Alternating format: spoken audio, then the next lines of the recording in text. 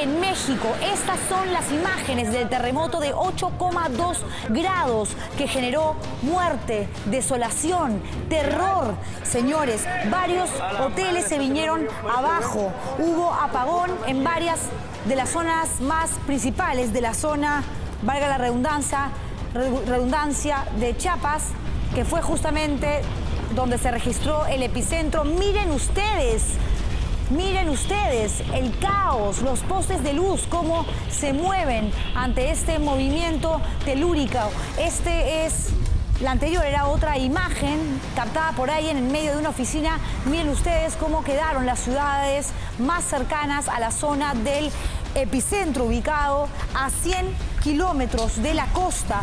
2 niños murieron en Tabasco. Hasta la 1 de la tarde se hablaba de 30 personas muertas. Hoy la cifra oficial es, hasta el momento, 58 víctimas. Pudieron haber sido más. Sí, pero en México lo que existe es un sistema preventivo de alta tecnología, muy moderno, que 92 segundos antes del terremoto le alerta, le avisa a la gente para que tome las precauciones del caso. De eso y más, como les decía hace un rato, hablamos esta noche, señores, en 90 Central. Vamos con los titulares. La ministra de Educación respondió a las preguntas de los congresistas por su rol en la huelga magisterial. Admitió no haber dialogado temprano con dirigentes, en tanto un grupo de profesores marchó hacia el Congreso y se enfrentó a la policía. Y también ante la llegada del huracán Irma a los Estados Unidos, los peruanos residentes en Miami abandonaron la ciudad en busca de refugio. Otros 2 huracanes, José y Katia, están creciendo en intensidad y amenazan ahora mismo México y también Puerto Rico. En alerta están los futbolistas y seleccionados peruanos que militan en el fútbol mexicano. Los delanteros Raúl Ruiz Díaz, Andy Polo, el mediocampista Pedro Aquino y el lateral Luis Advíncula vivieron un susto tremendo tras el fuerte sismo. Hoy viernes, fin de semana, es tendencia en la red México por este terrible terremoto que azotó la zona del país, terremoto de 8,2 grados. Marilu Martens continúa ahora mismo el debate en la sesión de interpelación de la ministra de Educación. Villavicencio, el Papa Francisco llegó a esta ciudad, una de las más golpeadas por el conflicto armado con la guerrilla, con las FARC. Y vamos a hablar, arrancamos con eso, ¿les parece? Con el terremoto en México. ¿Por qué? Porque el Perú además también es un país altamente sísmico. Y si algo ha quedado demostrado en lo que ha sucedido en este país de América del Norte es que realmente allí sí se han tomado medidas preventivas. Nadie se puede anticipar a un terremoto, a un temblor. Nadie puede decir mañana a las 4 o 5 de la tarde va a haber un temblor de 7.7, un terremoto de 9 grados. Pero lo que sí se puede hacer, y eso se llama responsabilidad y compromiso, es preparar a la ciudadanía, adquirir, señores, instrumentos, herramientas de alta tecnología para poder ayudar a la gente y para evitar que la cifra de muertos que genera este tipo de eventos naturales sea de 3.000, 4.000, 8.000. Para tratarse de un terremoto de 8,2 grados en México, el número de muertos no es alto. Se ha elevado efectivamente en las últimas horas. Hasta la 1 de la tarde, se los contaba hace un rato, eran 30. Ahora sabemos que han sido 58 los que han fallecido, entre ellos 2 niños. Pero el sismo es el más fuerte en los últimos 100 años de este país. La gente salió desesperada de sus casas pese a que se anunció con 92 segundos de anticipación que se venía un terremoto. Las réplicas no se detienen. La última información que tengo aquí es que han habido desde el terremoto hasta esta hora más de 300 réplicas. Los detalles con imágenes realmente impresionantes en el informe que viene a continuación.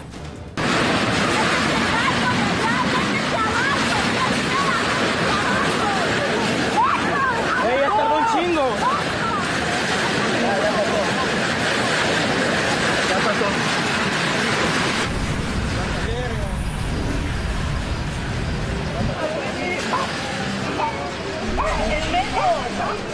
Todos en medio, por favor.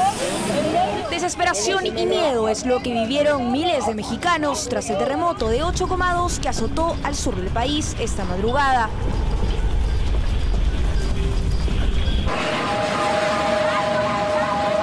Este era el el sonido de la alarma que alertaba a las personas de la llegada del sismo.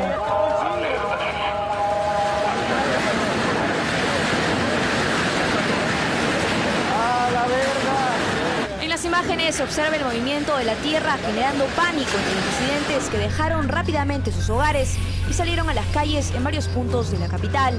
Destellos de luz en el cielo sorprendieron a los mexicanos, causando terror en la población. También se registraron algunos cortocircuitos. Mira eso, hay que llamar a los bomberos ya, llamen a los bomberos. Esta onda va a dar mucho fuego. Llamen a los bomberos ya, muchachos. El monumento histórico de la Ciudad de México, conocido como el Ángel de la Independencia, también tembló.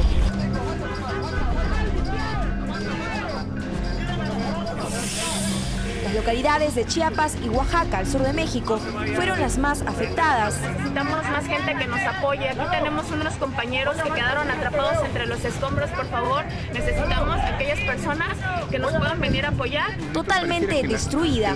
Así quedó la municipalidad del pueblo de Juchitán tras el fuerte sismo. En medio de los escombros, esta bandera mexicana que flameaba en el recinto fue rescatada por el guardián, quien se salvó de milagro. Hasta el momento se han registrado más de 300 réplicas. Al menos 58 personas han muerto tras el sismo, considerado uno de los terremotos registrados en México más potentes de los últimos 100 años. Impresionante realmente es ver imágenes, ver el Ángel de la Independencia, uno de los monumentos más emblemáticos de México, moverse frente a la mirada aterradora de personas que no sabían hacia dónde correr, pero que con el celular en la mano captaban la imagen para luego, de hecho, reproducirla y mandarla, compartirla con otras personas. Eso lo permite la tecnología. Hay algo que siempre se ha dicho sobre los terremotos, que son muy pocos los que se mueren porque quizás están en una casa donde evidentemente los cimientos ceden ante el movimiento de la tierra, hay un derrumbe y mueren aplastados. La mayoría de gente que fallece en un sismo, en un terremoto, es por irresponsabilidad, porque no saben qué hacer cuando empieza el temblor, cuando la tierra comienza a moverse. Y lo que también evita que existan mayores víctimas mortales son lo que les decía hace un instante, las medidas preventivas. México tiene un sistema de alerta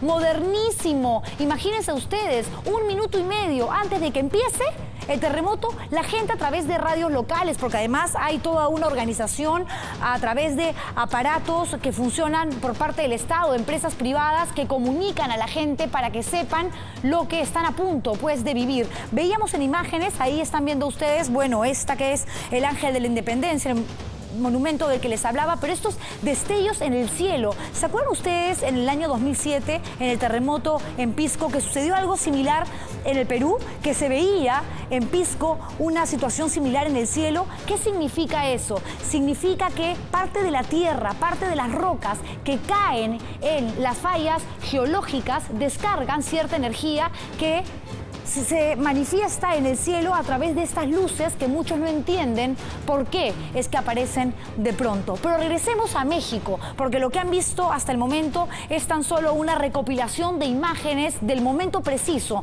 del terremoto, de lo que sucedió anoche. Pero ¿cómo amaneció este país? Edificaciones derrumbadas, hogares sin luz, casas sin agua. Así amaneció México luego de ser azotado por este potente sismo, el más fuerte luego de 30 años. Las clases escolares fueron suspendidas por, evidentemente, la magnitud del movimiento telúrico. Miren ustedes cómo está ahora mismo México.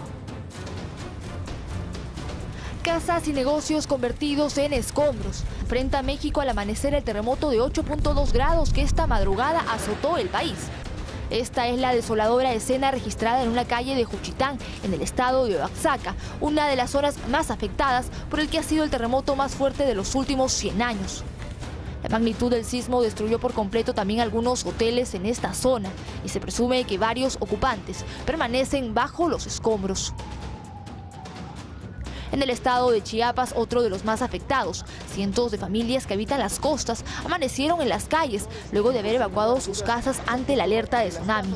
Las autoridades aseguran que ninguna persona va a regresar a su vivienda de los que fueron evacuados de manera preventiva, en este caso de la zona de la playa por la alerta de tsunami. Frente a los daños surgidos, el estado ha sido declarado en emergencia. Los escolares también sufren los estragos de esta catástrofe. Las clases fueron suspendidas en 11 estados, tales como Ciudad de México, Chiapas, Oaxaca, Hidalgo y Veracruz. El devastador sismo dejó además a más de 1,5 millones de mexicanos sin energía eléctrica y hasta el momento se ha restablecido el servicio para el 74% de ellos. Algunas zonas de México quedaron incluso sin agua y se prevé que la situación continúe así durante las próximas 48 horas. El presidente mexicano Enrique Peña Nieto manifestó la preocupación de su gobierno ante esta tragedia. Lamentablemente hemos tenido ya reporte de pérdida de vidas humanas y de varias afectaciones materiales que todavía no podemos cuantificar.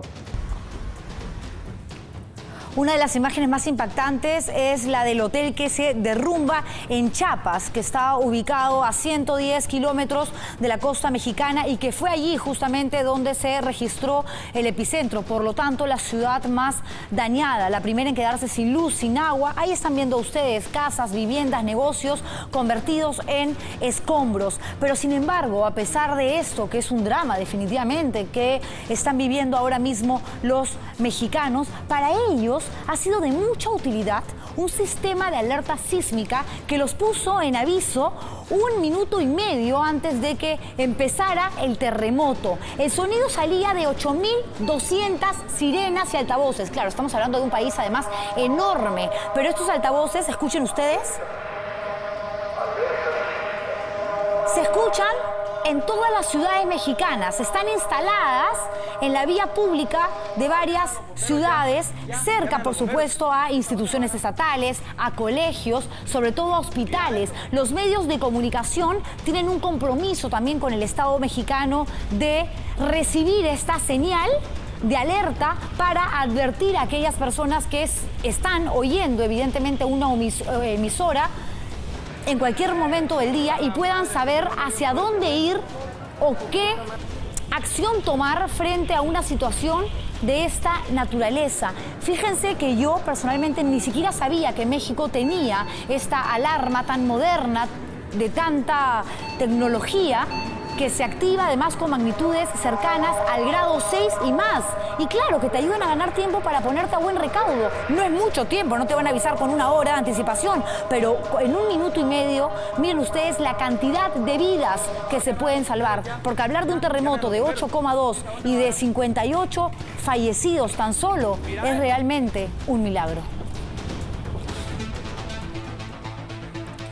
Y mientras uno averiguaba de qué se trata este sistema de alerta en México y que también lo tienen otros países altamente sísmicos, yo me preguntaba y lo conversaba con la producción, ¿por qué nosotros que hemos vivido hasta hace no mucho, en el 2007, un terremoto terrible en Pisco, una ciudad que sigue desolada, donde la reconstrucción nunca se dio como se prometió, ¿por qué no tenemos un sistema de alerta como el de México? Por lo mismo le preguntamos a ustedes, ¿creen que el Perú, nuestro país, ha avanzado en medidas concretas para prevenir daños durante sismos? Y no me refiero solamente a este sistema de alerta, a las charlas, las instrucciones que nos dan las autoridades. ¿Son suficientes los simulacros para prevenir más daños de los que ya genera de por sí un movimiento telúrico de 7, 8 o hasta 9 grados? Escríbanos en las redes sociales usando el hashtag 90Central.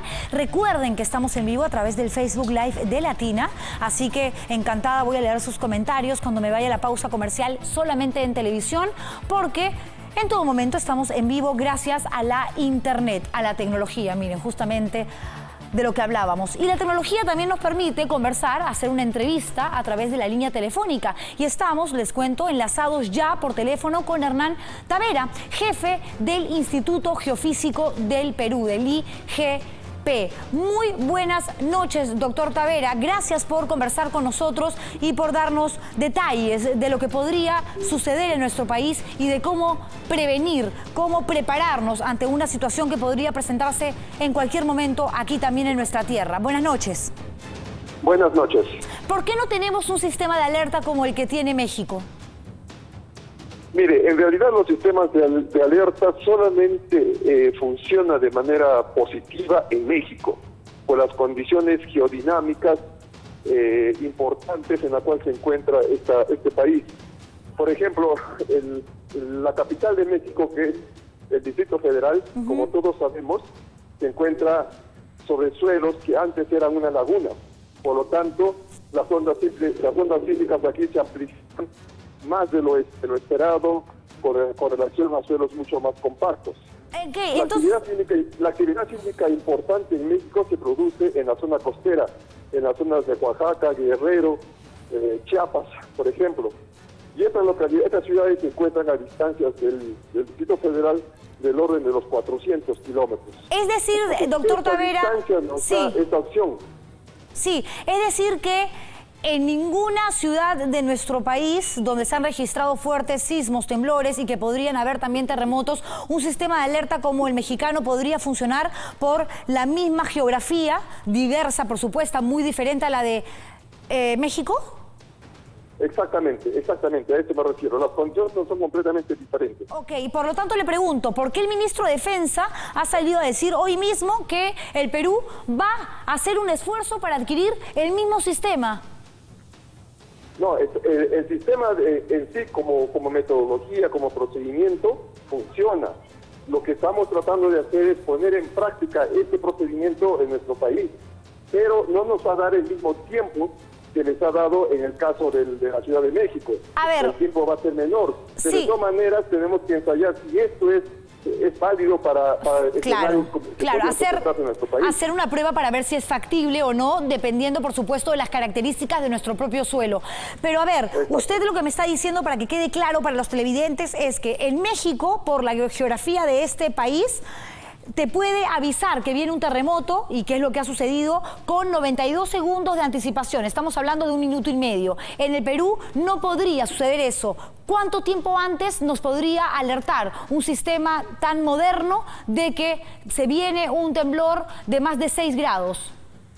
Mire, le vuelvo a repetir, el Distrito Federal está a más de 450 kilómetros de la costa.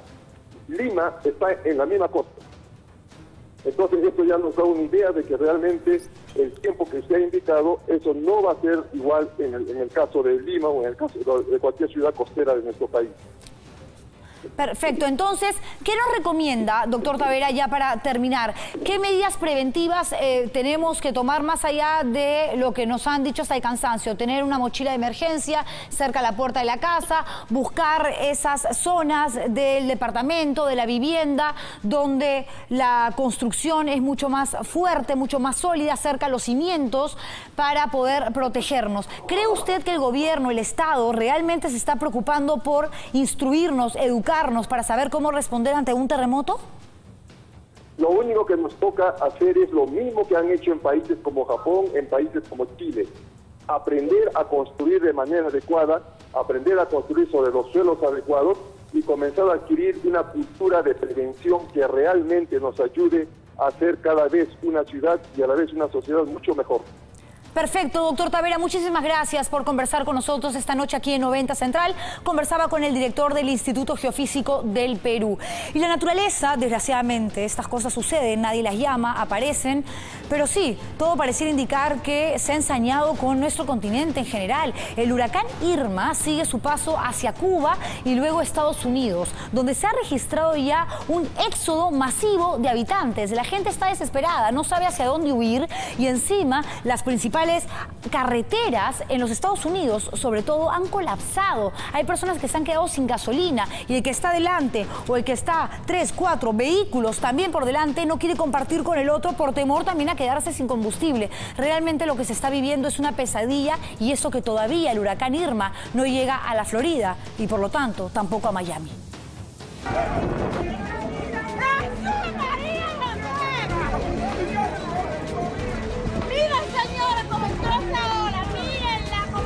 El huracán Irma sigue avanzando con furia.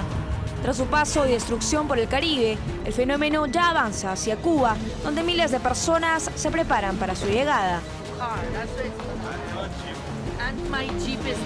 Hasta el momento se sabe que son al menos 12 personas las que perdieron la vida tras el paso de Irma, que disminuyó su intensidad a categoría 4.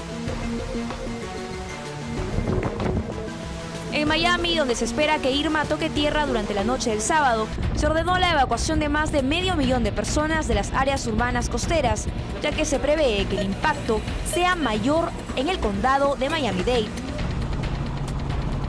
mientras en el resto de Florida se vive un éxodo masivo por la inminente llegada de Irma. Ante el miedo y la desesperación por escapar de este fenómeno, miles de vehículos aglomeraron la carretera de evacuación hacia el norte. Detrás de Irma se suma un nuevo huracán. El Centro de Huracanes de Estados Unidos anunció que el fenómeno José es la nueva tormenta que amenaza la zona al aumentar su intensidad a categoría 4. Hasta el momento el huracán José sigue el mismo recorrido que Irma, por lo que podría sacudir de nuevo a algunas islas caribeñas que ya han sufrido daños por ese ciclón. Y si bien Irma es el huracán que más ha llamado la atención por la fuerza con la que se ha ido trasladando, llegando a los 300 kilómetros por hora y pasando por varios países, República Dominicana, Puerto Rico, entre otros, hay dos huracanes más que están cobrando mucha fuerza. Mientras Irma ha bajado de categoría 5 a 4, hay otros como José, que está ahora mismo en categoría 4. Esto quiere decir que se traslada hacia Puerto Rico a una velocidad de 240 kilómetros por hora. Y no solamente está José, está Irma, que ya conocemos también, la fuerza devastadora con la que ha atravesado por los países a los que ha tocado, a los que ha llegado. Ahora mismo está avanzando a 295 kilómetros por hora y se encuentra ya en los Estados Unidos, rumbo a los Estados Unidos. A la Florida llega máximo mañana en la mañana, es decir, en esta madrugada, lo más seguro, porque mañana es sábado y el domingo se calcula que estaría en Miami. Según expertos en la materia, si bien ahora ha bajado a categoría 4, podría llegar nuevamente a categoría 5 el domingo. Y está Katia también, otro nuevo huracán de categoría 2, es un poco más débil, no tiene la fuerza, la agresividad de los dos anteriores, está por llegar a México. Imagínense ustedes, donde la noche de ayer se han vivido los mexicanos un terremoto de 8,2 grados y ahora van a tener que soportar vivir la presencia de este huracán que rogamos realmente con lo que están sufriendo los mexicanos que no suba de categoría. Ahora mismo está en 2. Y con eso, señores, nos vamos a una primera pausa comercial.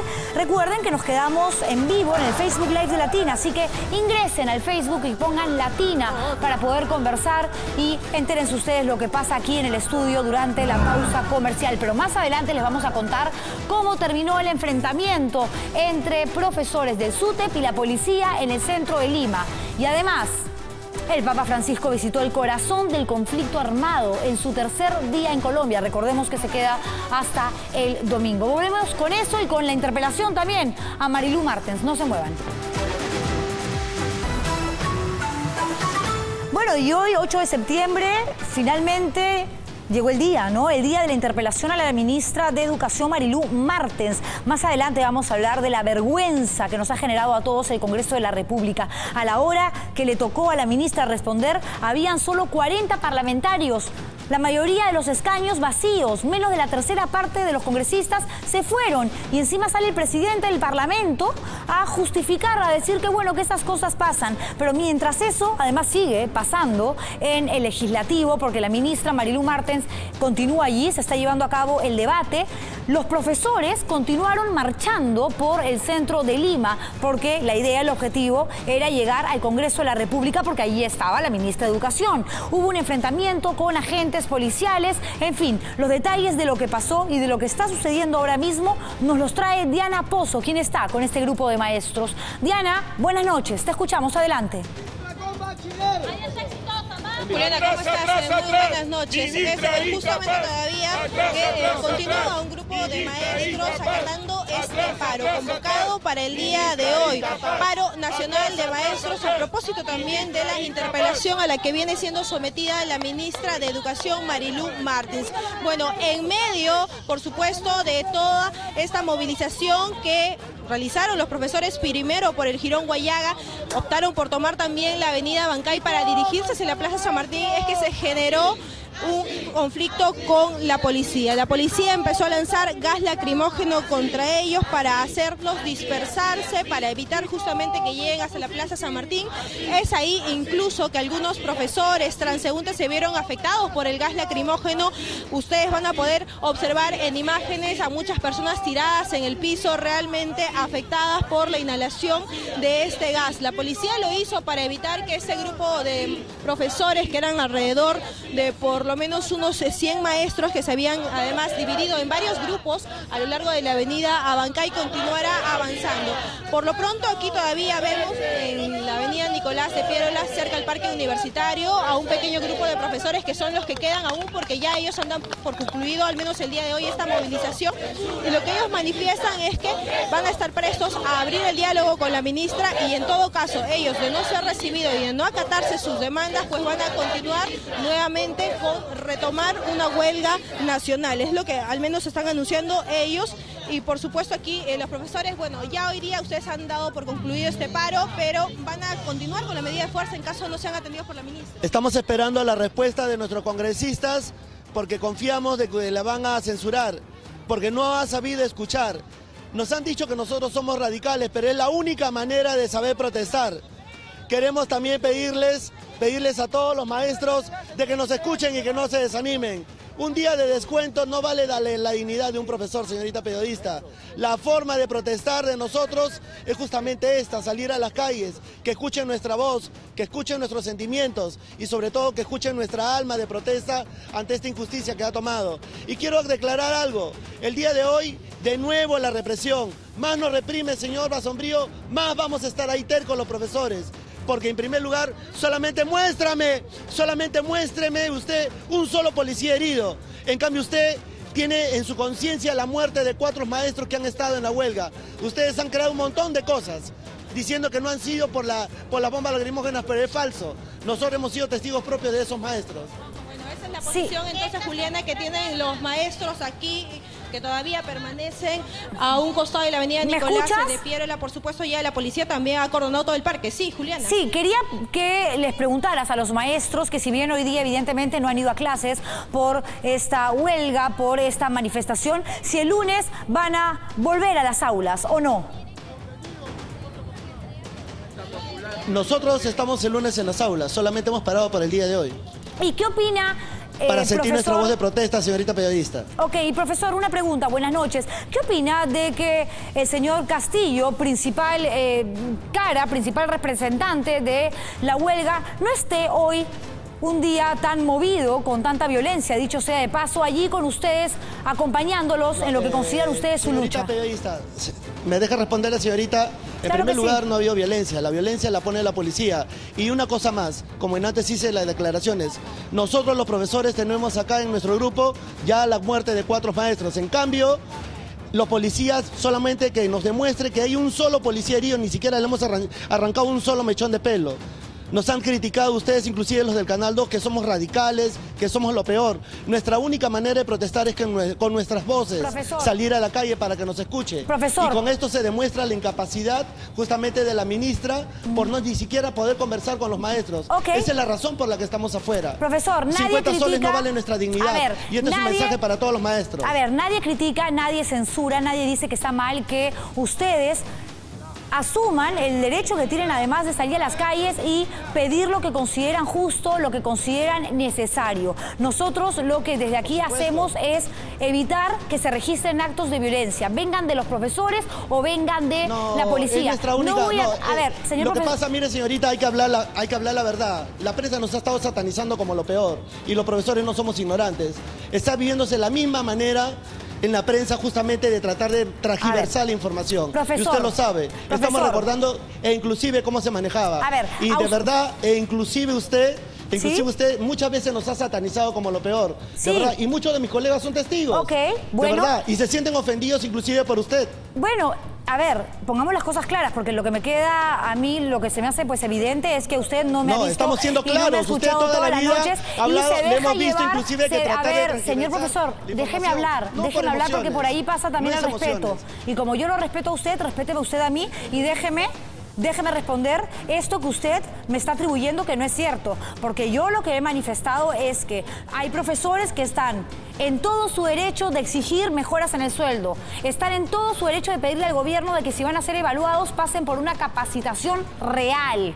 Están en su derecho de pedir mejores condiciones laborales, pero que han habido infiltrados del Movadef, por ejemplo, en esta huelga a nivel nacional, es algo que ni usted ni yo podemos negar. Y a esos profesores, señorita, que se suman a la ideología terrorista de Sendero Luminoso, a esos sí les he dicho terrucos y les seguiré diciendo terrucos. Es un cuento chino. Y la gente no lo va a creer porque, en primer lugar, acá ni siquiera, por ejemplo, los profesores no tienen que ver nada con los profesores con esa situación. La única manera de protestar, señorita periodista, es justamente con nuestras voces. Y estamos peleando solamente por una cosa, ni siquiera estamos peleando por plata. Estamos peleando simplemente por algo, señorita, por la palabra dignidad. Porque los maestros tenemos derecho a esa dignidad, el derecho a reclamar.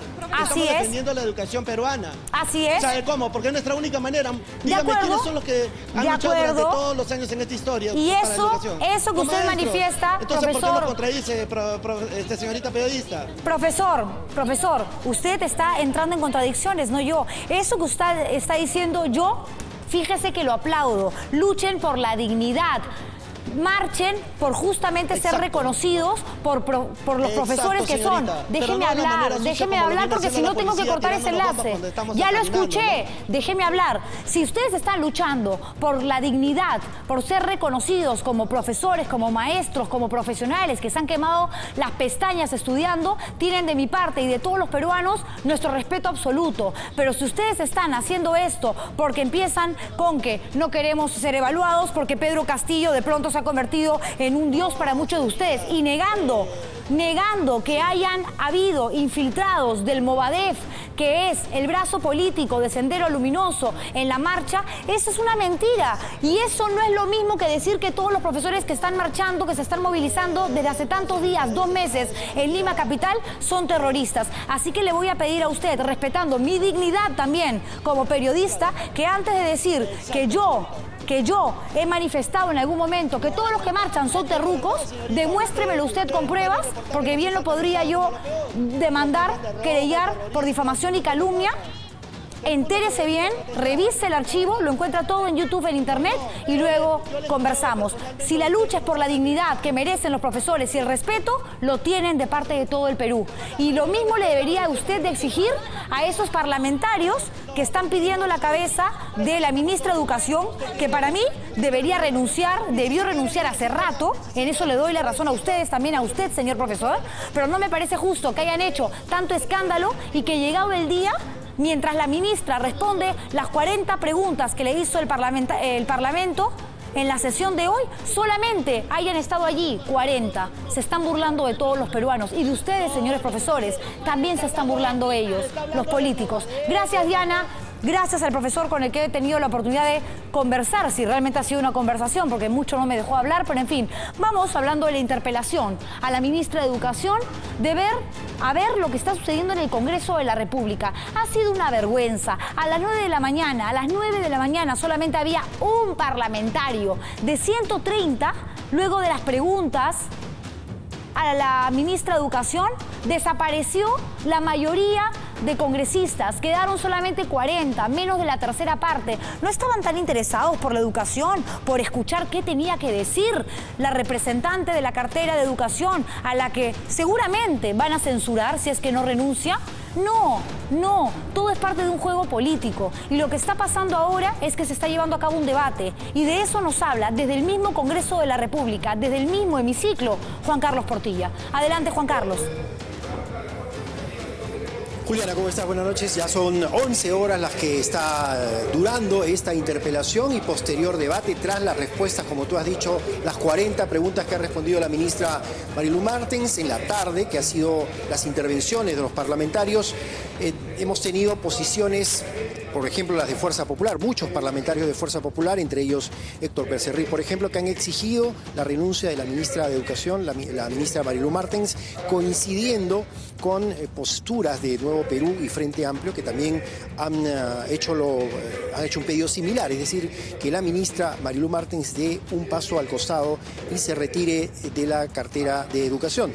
Obviamente las congresistas oficialistas han apoyado, han respaldado la labor hecha por la la ministra Martens, han tratado de defender de alguna forma las posturas de la ministra del sector. Sin embargo, la posición mayoritaria de lo que hemos podido escuchar, Juliana, es por quitarle la confianza, por señalar que a la ministra le ha faltado experiencia, que a la ministra le ha faltado muñeca, que le ha faltado manejo en manejo de esta huelga ministerial, y que se decantaría, al parecer, la mayor parte por una eventual censura. El martes nos han dicho, Juliana, Fuerza Popular decidirá si es que pide o no la censura, Juliana. Sí, Juan Carlos, aquí lo que está claro es que Marilú Martens, con todos los errores que ha cometido desde que se enteró de esta huelga, porque además ella misma ha reconocido que supo cuando ya en provincia la cosa estaba pues bastante caliente, que uno, no se aferra a su cargo y que efectivamente no tuvo las herramientas necesarias para poder evitar que esta huelga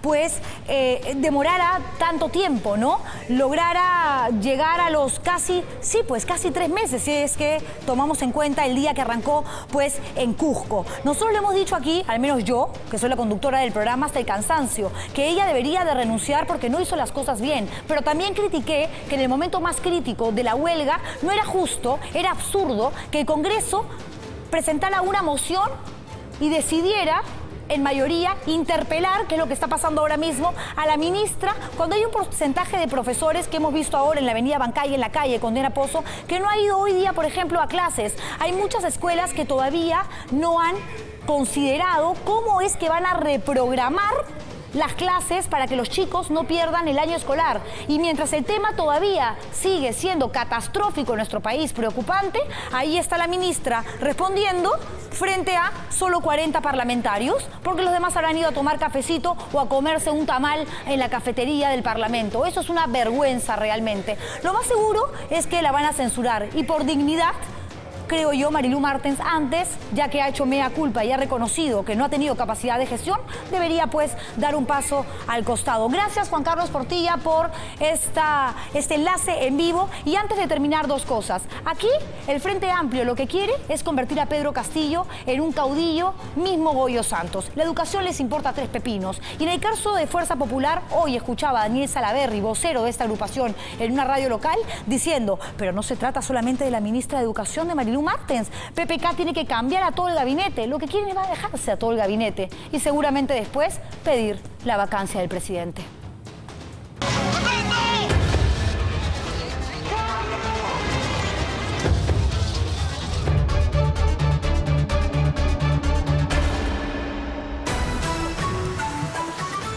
Y después de ver esta cuña de presentación, muchos de ustedes dirán, ¿otra vez nos van a presentar un informe sobre Abimael Guzmán? Sí, es un compromiso. Nos hemos hecho cargo aquí en Latina, en 90 Central, de recordar, de contarles a ustedes una historia que no puede quedar en el olvido, una historia de sangre, una historia escrita por un genocida asesino, por un maldito que hoy está preso, condenado a cadena perpetua, que se llama Abimael Guzmán, pero que otros integrantes de su cúpula de Sendero Luminoso están a punto de salir de los penales, como Maritza Garrido Leca y Marta Huatay. Pero no vamos a hablar ahora de este criminal ni de los otros, vamos a hablar de los héroes, de aquellas personas que no podemos tampoco olvidar, porque si no hubiese sido por estos valientes integrantes del GEIN, nunca realmente se hubiese llegado a ese 12 de septiembre de 1992, que 2 personas ingresaron a la casa que había alquilado Maritza Garrido Leca y encontraron en un escritorio sentado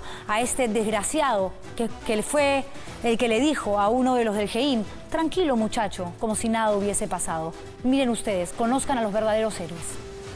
Masacres a comunidades enteras, aniquilamiento de autoridades, ataques a líneas de alta tensión, coches bomba. El sabotaje, miles de torres fueron voladas. Acciones de Sendero Luminoso que tenían a todo un país sumido en el más profundo temor.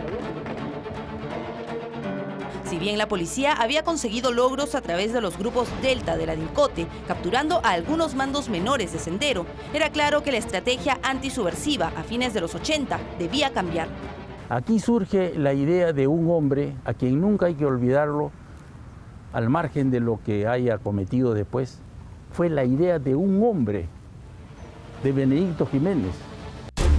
Cuando la organización terrorista más devastadora de nuestra historia se hizo imposible de controlar, el coronel Benedicto Jiménez tradujo la nueva estrategia en una frase. Investigar para detener. Y lo otro es cambiar el rumbo de las operaciones policiales. Ya no capturar a los miembros de los destacamentos armados, sino capturar a los cabecillas. Con el objetivo claro, era necesario formar un grupo especial de inteligencia. Así, a inicios de 1990, empieza a operar el GEIN, con apenas 5 miembros, de los más de 80 que llegarían a ser 2 años después. Todos detectives calificados de la DINCOTE, seleccionados bajo ciertos requisitos. Teníamos que ser buenos observadores, tener buena memoria, tener valor, ser perseverantes. Todas esas cosas nos inculcaban. Teníamos también un pensamiento. Hacer de la paciencia un arte y de la espera una virtud. Es lo que tiene que hacer un agente de inteligencia. Paciencia aplicada en interminables reglajes, seguimientos y análisis a los miembros de Sendero Luminoso. Cada GEIN tenía una función específica, ya sea en el área de planeamiento o en la operativa. Se iniciaba a las 5 de la mañana y terminaba 12 de la noche, 1 de la mañana, todos los días, de lunes a domingo, no había día de descanso prácticamente. Su labor de seguimiento y reglaje a los miembros de Sendero tuvo su primera recompensa el 1 de junio de 1990 en la llamada Operación ISA. Tras un mes de vigilancia, intervinieron una casa en San Borja, donde encontrarían reveladoras pistas. Ahí, cuando se llega el 1 de junio, se puede determinar de que Abimael Guzmán está en Lima, dirigiendo y por supuesto está vivo. Se estableció que Abimael Guzmán había estado en esa casa hasta 15 días antes. Para entonces, ya le pisaban los talones al máximo criminal de la historia de nuestro país. El trabajo se hizo más intenso y meses después alcanzarían a su principal objetivo. Un grupo de valerosos hombres peruanos que con entrega y sacrificio pusieron fin a una larga etapa de terror y lograron un paso importante en la ansiada pacificación. Nos vamos a una pausa comercial y más adelante les contamos cómo están Ruiz Díaz, Polo Aquino y Advíncula, los futbolistas peruanos que viven en México y sintieron, por supuesto, el terremoto. Y también les vamos a mostrar un video inédito del Oreja Flores cuando era niño. Y sí que tenía orejas, ¿eh? Volvemos. Momento del bloque deportivo con Gerson Taipe, el mejor comedor de pizzas de Latina.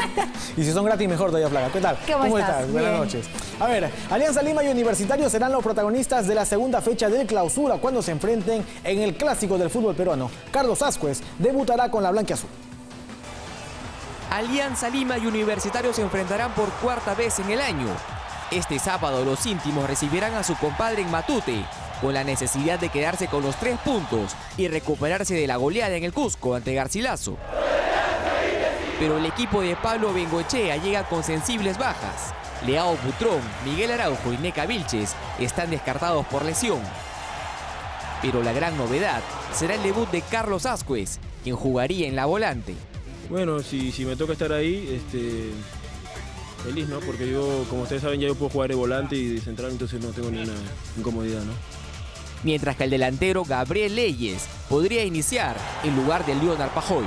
Confiamos mucho en el plantel que tenemos y esperemos que las ausencias no se noten.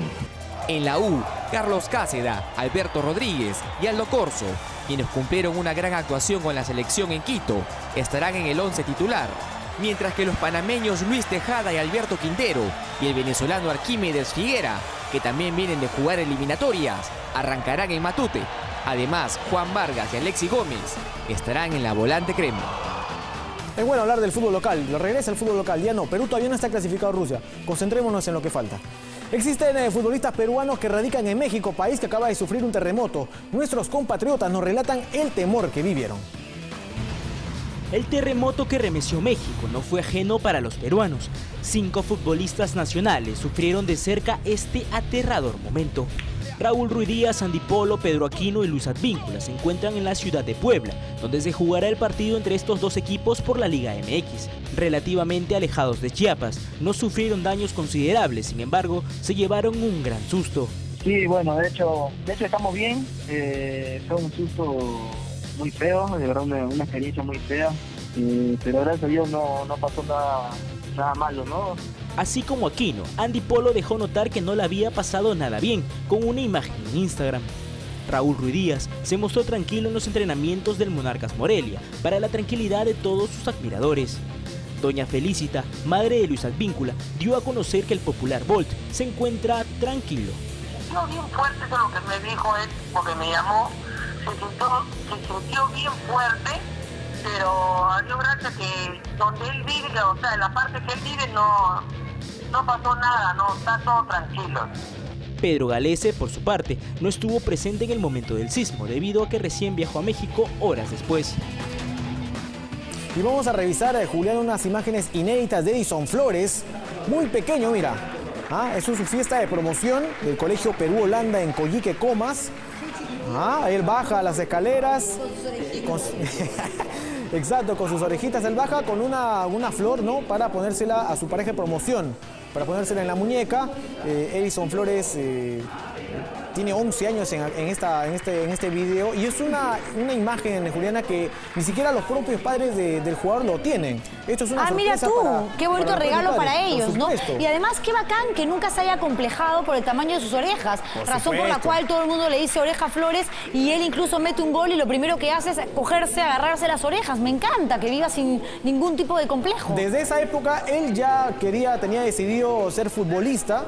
Y bueno, comentaban además que era un alumno muy pero muy tranquilo. Es por ello pues que es un crack. Dentro y fuera de la cancha, voy a seguir diciéndolo. Edison Flores, hoy figura de la selección peruana.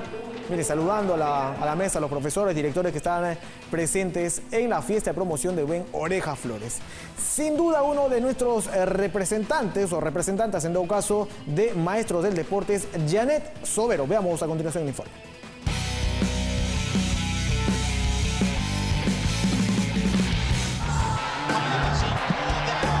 Toronto 2015 para mí significa mucho, que es el resultado más significativo que tengo yo en todas las medallas que puedo tener.